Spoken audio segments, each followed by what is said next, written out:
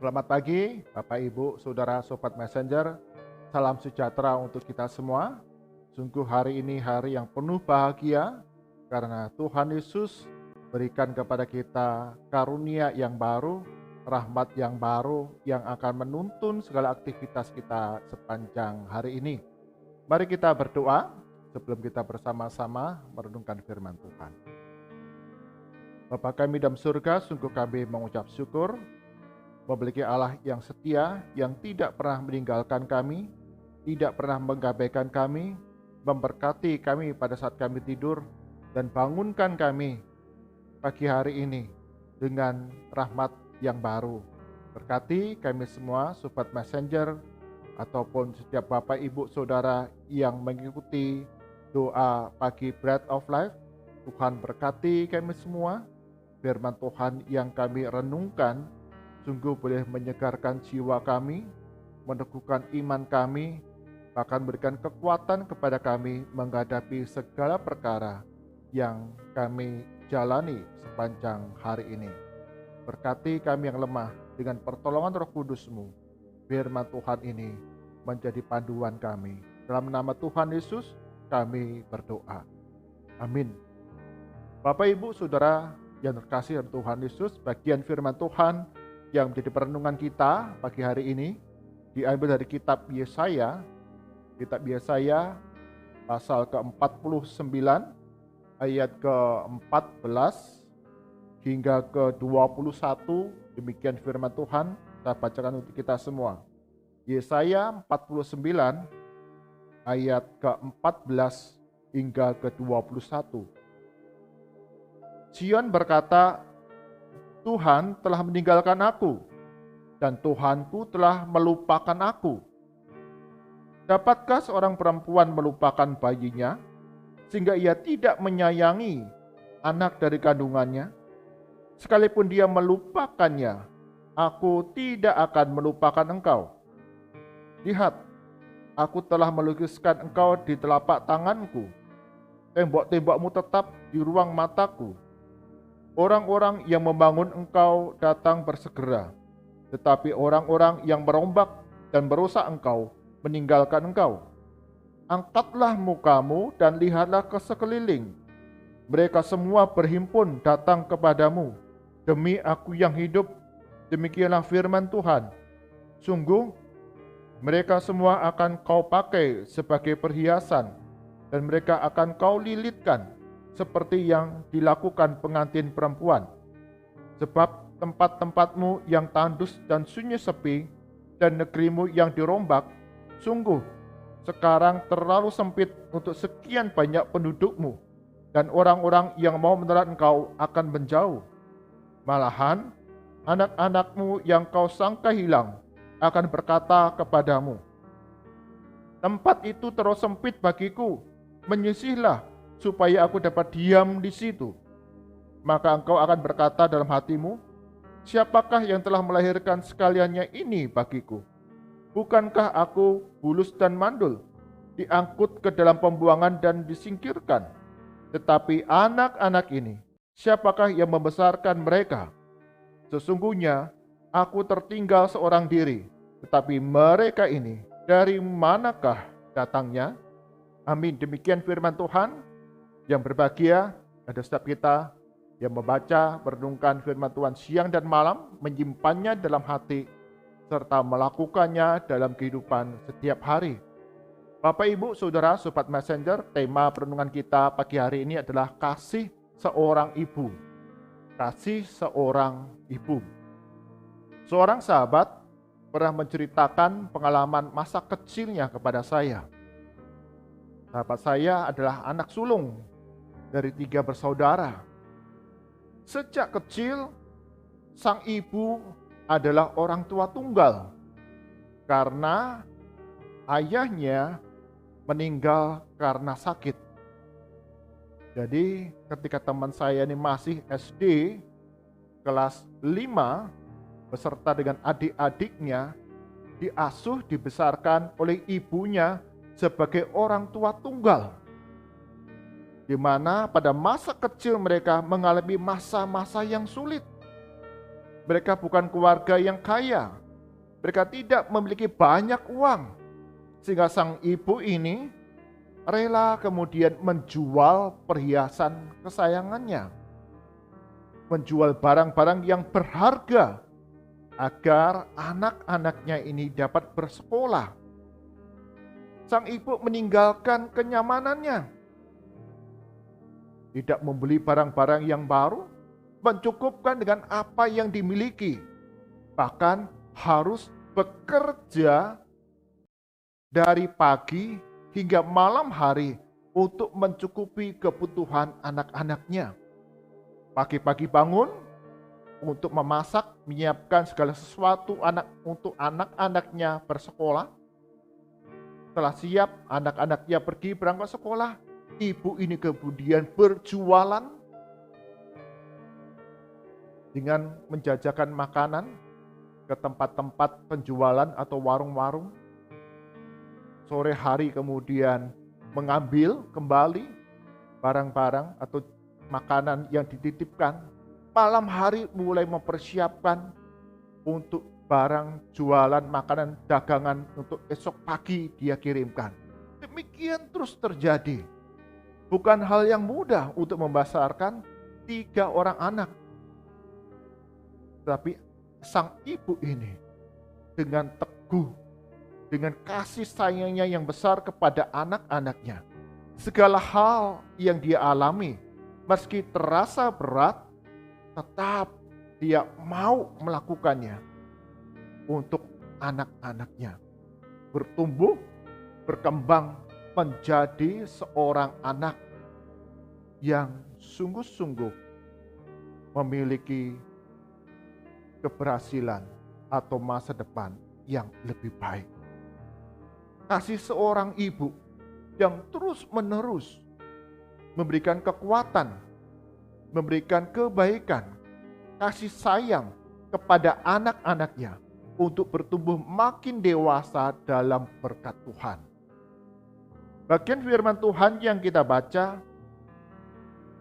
Allah menggambarkan kasih-Nya kepada bangsa Israel dengan penggambaran kasih seorang ibu kepada anaknya.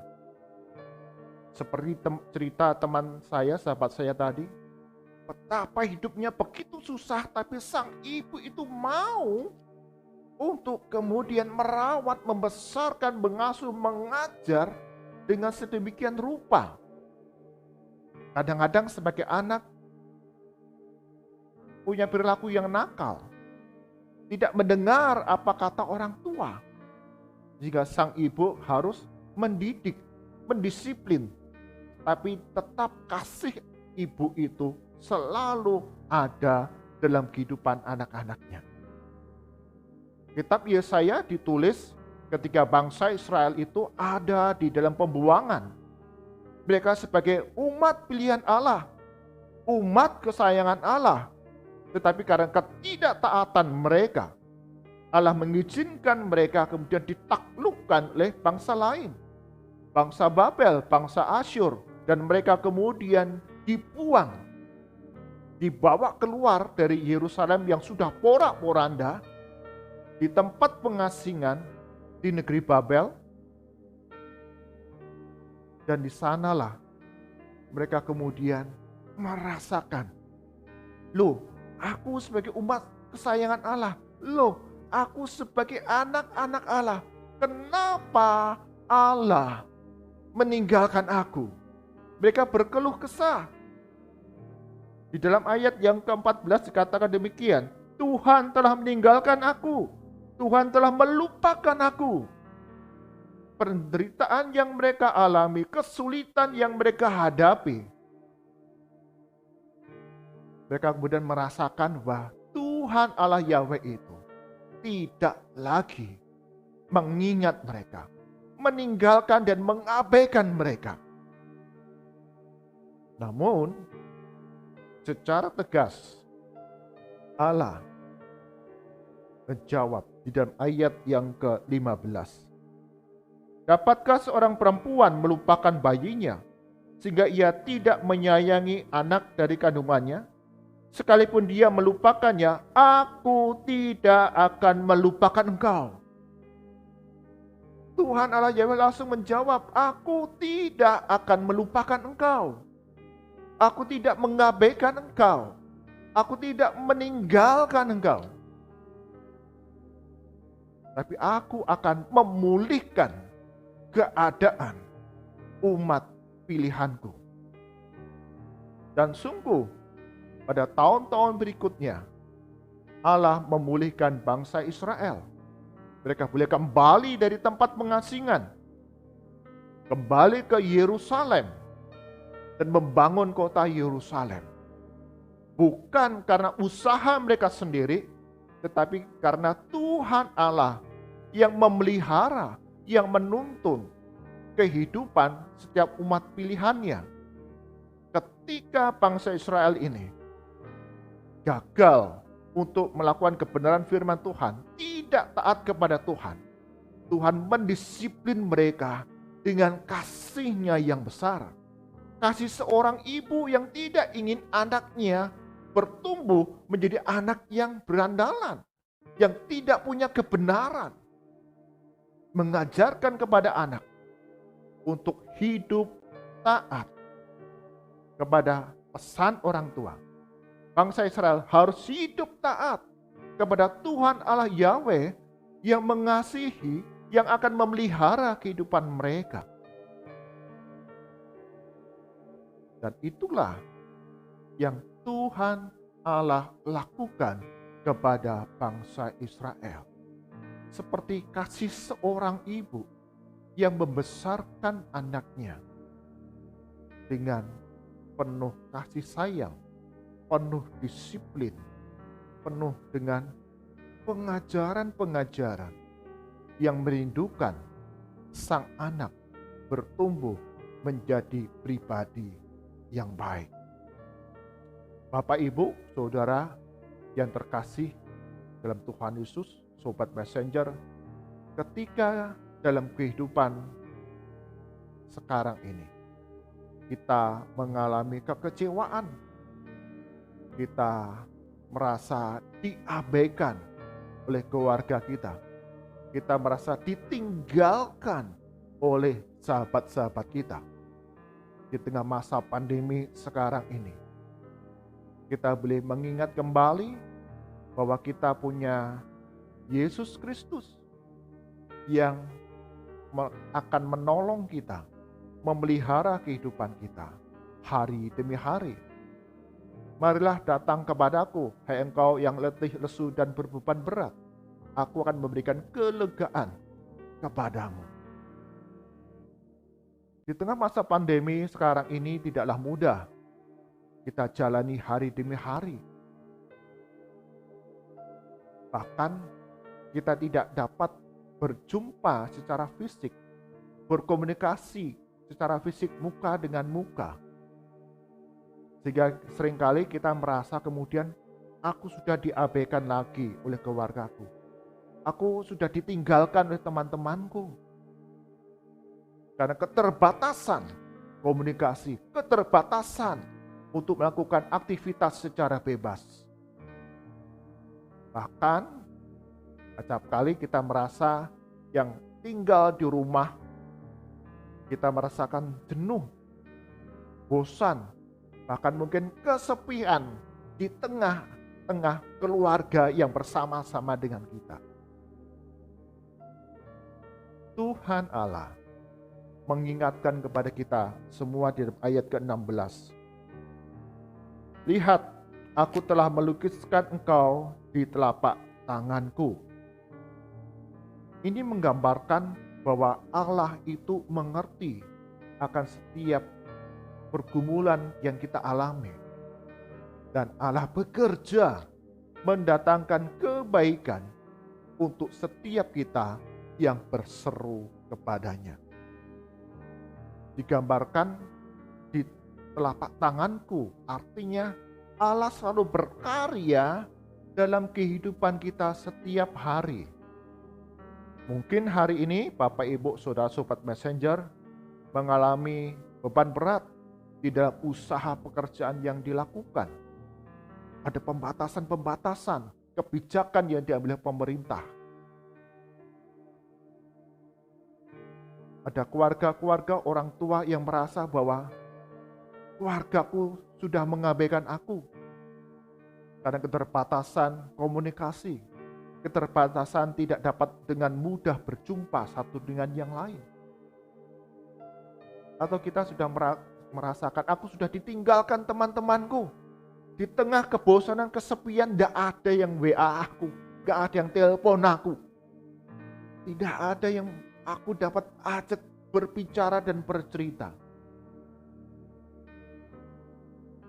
Berdoalah, berserulah kepada Allah untuk memberikan penghiburan, untuk memberikan kekuatan kepada kita semua.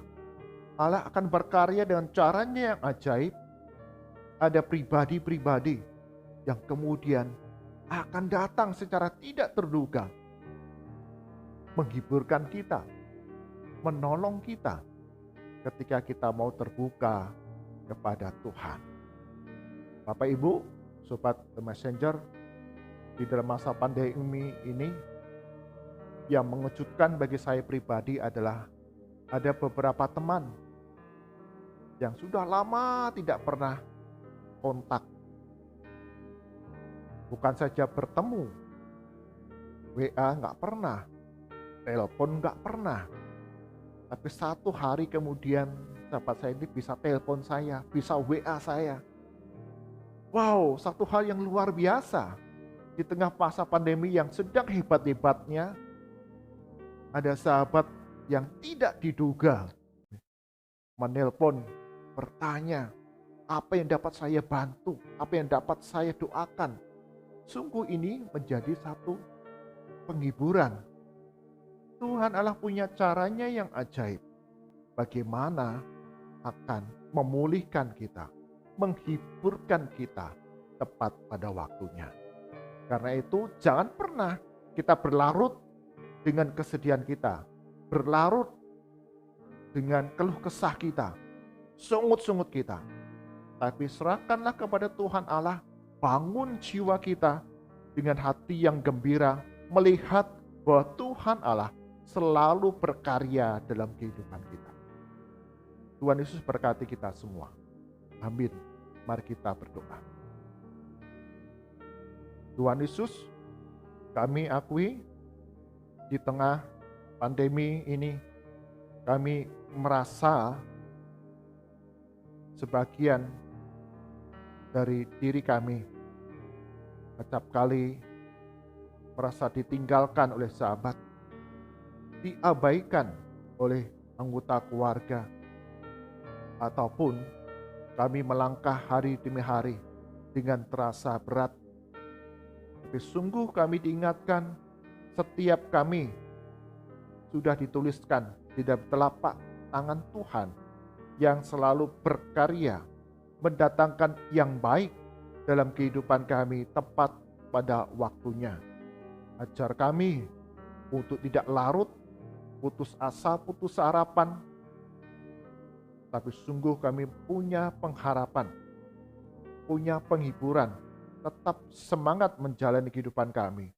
Karena Tuhan Allah selalu memimpin, menuntun langkah hidup kami.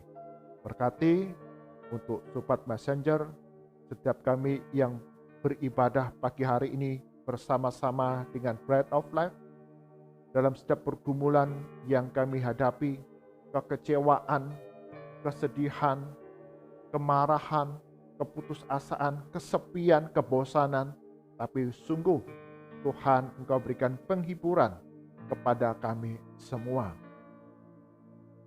Kami terus mau menaikkan seruan doa kami, apa yang jadi pergumulan kami, apa yang jadi pengharapan kami kepada Tuhan, dan selalu ada hati yang dihiburkan melalui doa-doa yang dapat kami panjatkan. Kami menyerahkan ya Tuhan untuk anak-anak kami, Sobat Messenger, ataupun yang menonton, yang beribadah bersama-sama pagi hari ini, mereka yang harus memasuki jenjang pendidikan yang baru, baik SD, SMP, SMA, ataupun perguruan tinggi, universitas. Tuhan Yesus juga akan buka jalan di tengah-tengah pendaftaran mencari jenjang pendidikan yang baru secara online. Tentu tidaklah mudah, tapi Tuhan Kau yang akan membuka jalan tepat pada waktunya, di mana anak-anak kami dapat dididik, diajar, diasuh sesuai dengan rancangan Tuhan, di mana mereka boleh belajar di sekolah masing-masing. Kami berdoa ya Tuhan, untuk Kota Kudus, untuk bangsa dan negara kami Indonesia di tengah masa pandemi yang tidak mudah harus kami jalani. Engkau berkati untuk usaha-usaha, pekerjaan-pekerjaan yang dapat kami lakukan setiap hari, meski dilakukan di rumah ataupun secara online, ataupun kami yang justru terhambat dalam usaha pekerjaan kami karena kebijakan-kebijakan yang diambil.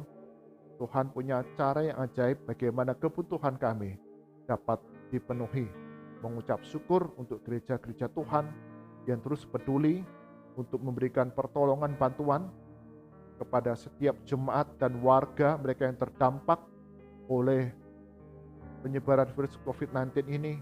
Tuhan berkati setiap gereja-gereja Tuhan, bahkan anak-anak Tuhan yang boleh terlibat memberikan pertolongan bantuan. Engkau juga berkati mereka satu persatu, senantiasa ada sukacita, ada kesehatan yang boleh dialami setiap hari. Kami berdoa untuk bangsa dan negara kami Indonesia ya Tuhan. Engkau berkati para tenaga medis di dalam mempersiapkan melayani mereka yang sakit. Bahkan beberapa tempat dibuka penambahan fasilitas. Tentu ini membutuhkan tambahan tenaga kesehatan, perlengkapan sarana-prasarana. Sungguh Tuhan, Engkau akan cukupkan, sediakan apa yang menjadi kebutuhan di tengah bangsa dan negara kami ini. Tenaga kesehatan, sarana-prasarana untuk perawatan mereka yang menderita COVID-19, dan bagaimana kami dapat menjaga kesehatan kami melalui disiplin menjalankan protokol kesehatan bagi seluruh rakyat Indonesia. Engkau berkati, Engkau berikan pertolongan agar bangsa dan negara kami ini penyebaran virus COVID-19 dapat segera dikendalikan. Mari angkat tangan kita, arahkan hati kita kepada Tuhan, dan kita terima berkat daripadanya. Kasih karunia dan damai sejahtera dari Tuhan kita Yesus Kristus, kasih pemeliharaan yang sempurna dari Allah Bapa, serta penghiburan, kekuatan dari Roh Kudus senantiasa nyata dalam kehidupan kita hari demi hari. Kita boleh merasakan, mengalami berkat Tuhan dari sekarang sampai selama-lamanya. Amin. Bapak, Ibu, Saudara yang terkasih, kasih Allah digambarkan seperti kasih seorang ibu kepada anak-anaknya, yang tidak akan pernah meninggalkan, tidak pernah mengabaikan, selalu memberikan yang terbaik bagi pertumbuhan kebaikan setiap anak-anaknya. Tuhan Yesus berkati kita semua. Amin.